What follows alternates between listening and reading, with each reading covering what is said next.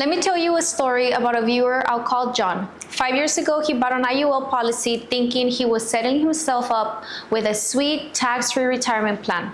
But when he actually sat down and read his annual statement, his stomach just dropped. All those hidden fees weren't so hidden, and they were draining his cash value way faster than it could ever grow. His policy wasn't a nest egg. It was a ticking time bomb quietly sucking his retirement savings dry. In this video, I'm breaking down the most common IUL mistakes that could be costing you thousands, just like John.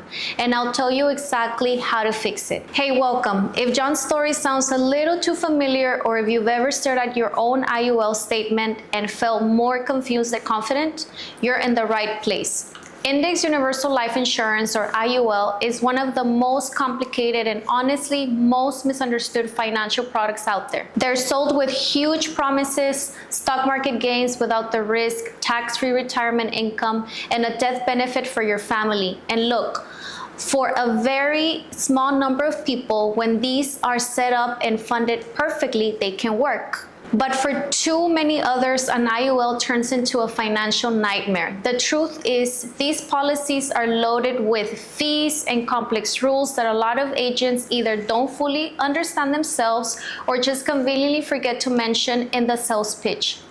My name's Anna, and I'm a financial strategist. For years, I've been helping people untangle the mess that a bad financial product can cause. I've seen exactly how these policies can go wrong and the financial pain they leave behind. But today isn't just about the problems, it's about giving you the knowledge to fight back. We'll walk through the 4 biggest mistakes that turn promising IULs into a money pit. This isn't just about scaring you, it's about empowering you. By the end of this, you'll know how to look at your own policy and spot the red flags before it's too late. So let's get into it. The first and probably the most destructive mistake is just not realizing how heavy the fees inside your IUL really are. When an agent shows you the illustration, your eyes go straight to the shiny protection showing you the cash value, taking off like a rocket. What they don't spend enough time on is the army of fees fighting against that growth, month after month. So what are these costs? First up, you got the premium load. That's a percentage skimmed right off the top of every single payment you make. Before your money even has a chance to earn any interest, some of it is already gone. Think of it like a cover charge just to get in the door. Next, and this is a big one, it's the cost of the insurance, or the COI. This is what you pay for the actual death benefit. And here's the part they whisper. The cost of insurance isn't flat. It's designed to go up every single year as you get older. When you're young, the COI is tiny, but as you get older, it starts to climb. And in your later years, it can shoot up exponentially. While all permanent life insurances has a rising internal cost, in an unfunded IUL, it's like an engine of destruction. On top of that, you have the administrative fees just for keeping the lights on, and you might have extra fees for any special features you added. So how does this cost you thousands? Picture your cash value as a bucket. Your payment and any interest you earn is the water going in. But the insurance company has drilled a bunch of holes in the bottom of the bucket.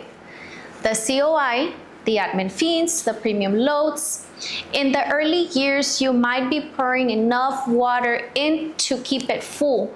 But as you get older, that cost of insurance hole gets bigger and bigger and bigger. If you hit a few years with low interest, or you stop paying premiums, the cost will drain your bucket faster than you can fill it. This is how the policy starts to collapse on itself. The proof is in your policy documents, but it's usually buried in pages of fine print.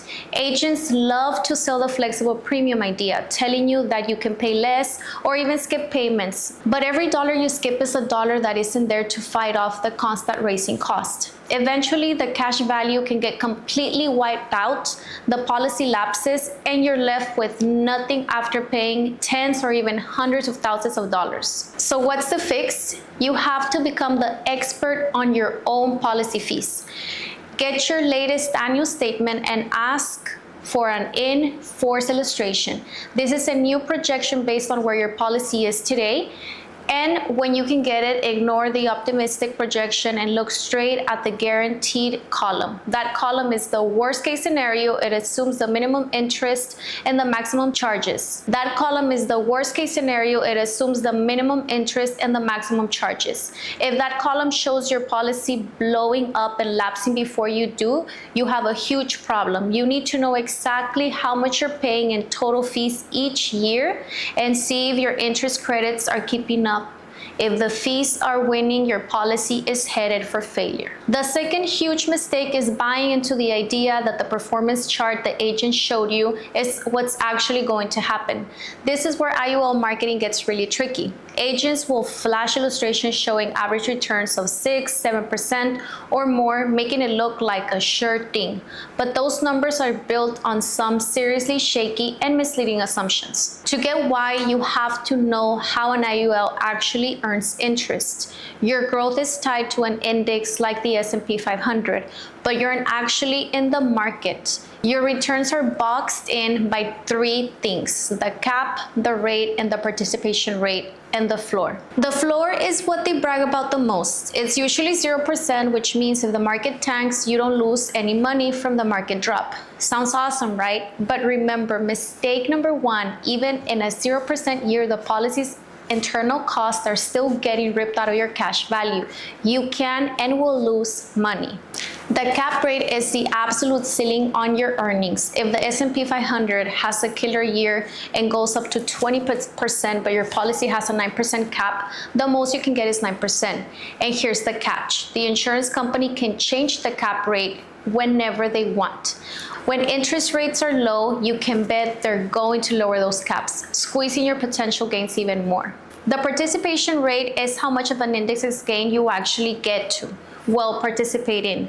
If the index is up to 10% and you have an 80% participation rate, you're only credited for 8%, which then gets limited by the cap. So when an agent shows you an illustration from the past claiming a 7% average return, they're not telling you the whole story. The illustration often ignores dividends, which are a huge part of the S&P 500's real return. They can also cherry pick the best looking time periods, and most importantly, the illustration is based on today's cap rates and costs, which are not guaranteed. Think about it this way: the insurance company invites you to a buffet, the stock market returns, but they say you can only participate in some of the dishes, which is the participation rate. You can have more than what fits on your plate, which is the cap, and while you're eating, they're taking food off your plate to pay for the lights and the staff, which are the fees. You're not getting the whole meal, not even close. The fix is to be extremely skeptical of any non-guaranteed illustration. It's not a prediction, it's a sales tool. Ask for a new and forced illustration using a much more realistic rate of return, something like 3% or 4%. That'll show you how the policy holds up when things aren't perfect. If the policy only works with a 7% return, it's a house of cards just waiting for a light breeze to fall over. The next mistake is one of the most dangerous. It's the idea that an IUL is something you can just fund for a few years and then walk away from. An agent might show you a chart where you only pay premiums for 7-10 years, and then the cash value magically takes over and pays for everything forever. This set and forget approach is a huge reason why so many of these policies fail. An IUL is not a crockpot dinner. It's more like a high-performance race car and needs constant attention and tuning. That flexible premium feature sounds great, but it's usually a trap. Every time you pay less than you were supposed to or skip a payment, you are underfunding the policy. You're starving it of the very cash it needs to fight that rising cost of insurance we talked about. Think about our bucket. If you stop pouring water in, which are your premiums, but the holes on the bottom, which are the costs, are still there and getting bigger every year, it's just a matter of time until that bucket is bone dry. That's exactly what happens inside a failing IUL. Once the cash value isn't big enough to cover the monthly charges, the policy starts to eat itself. This is when people get a nasty letter in the mail, a surprise bill demanding a huge payment to keep the policy from lapsing. By then, you could be in your 60s or 70s on a fixed income, and the premium needed to save the policy might be totally unaffordable. You're left with a horrible choice: pay an insane premium or surrender the policy and lose almost everything you put into. The Society of Actuaries has pointed out that a significant percentage of IULs never pay a death benefit because they lapse first. They fail because they aren't managed. They're sold on a fantasy and then ignored. The fix here is simple, and you absolutely can't skip it. You must do an annual review of your IUL policy with an independent advisor, not just the person who sold it to you. This isn't a quick glance at the numbers. You need to see if the policy is performing like they said it would. You need to know if the premiums you're paying are still enough to keep it going for life based on today's cost and realistic returns. Look at that enforced illustration every single year. Is the policy's end date getting closer? If it was supposed to last to age 100, but now it's only lasting to age 85, that's a giant red flag. An IUL is not a passive investment. It needs your attention. The last big mistake we're talking about today is about the biggest selling point of an IUL: getting tax-free retirement income. Agents paint this beautiful picture of you hitting your 60s, turning on a money faucet, and living off tax-free free cash flow. What they often mumble through this is that this income isn't income, it's a loan. And if you mess up these loans, it's the fastest way to kill your policy. Here's the deal: you can get your cash value out in two ways: withdrawals or loans. Withdrawals are usually tax-free, only up to the amount you've paid in premiums. Anything above that can be taxed. Plus, a withdrawal permanently shrinks your cash value and your death benefit. That's why agents almost always tell you to take out loans. A loan isn't considered income, so it's tax-free, as long as the policy remains in force. But it's not free money. The insurance company charges you interest on that loan. Now your policy might still be earning interest on the money that's acting as collateral, but here's the problem. What happens if the loan interest they're charging you is higher than the interest your policy is earning?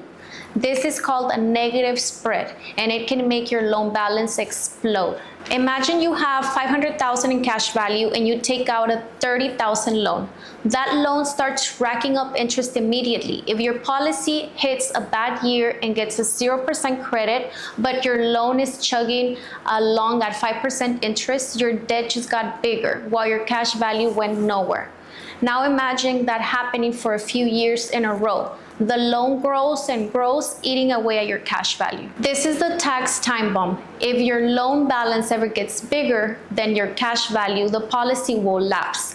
And here's the real nightmare. The second the policy lapses, every dollar you borrowed over the years, all that money you got tax-free, is now considered taxable income by the IRS. All in 1 year. You could get a 6-figure tax bill on a phantom income from a policy that doesn't even exist anymore. The fix requires you to be disciplined. First, know the policy loans are not income, they're debt. Second, if you take out loans, you have to watch the policy's performance versus the loan interest rate like a hawk. Is your loan growing faster than your cash value? If it is, you're headed for a cliff.